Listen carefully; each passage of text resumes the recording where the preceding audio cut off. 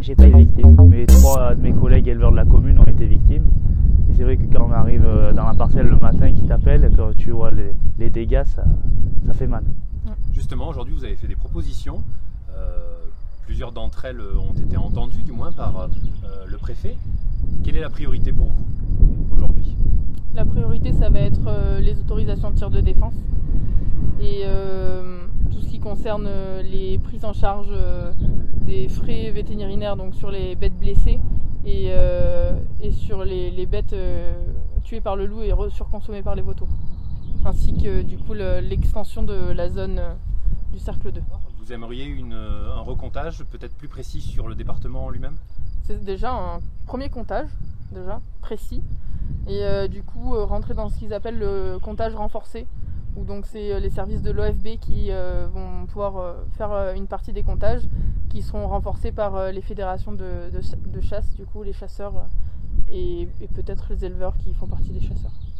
Vous êtes confiant, optimiste concernant les possibilités qui s'offrent à vous pour tenter de préserver vos troupeaux en Ardèche, ou il y a encore un peu d'inquiétude? Il y a beaucoup d'inquiétudes.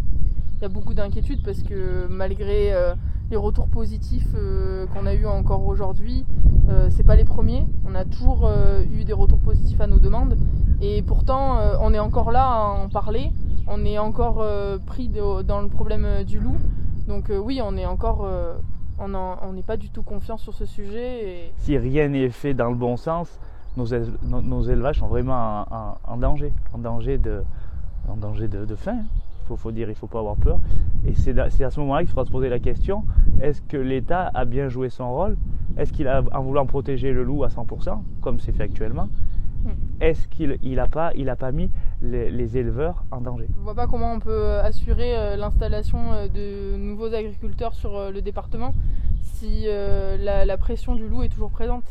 Moi je suis pas du tout éleveuse, moi je suis viticultrice, donc le loup jusqu'à présent j'avais très peu de contact avec lui.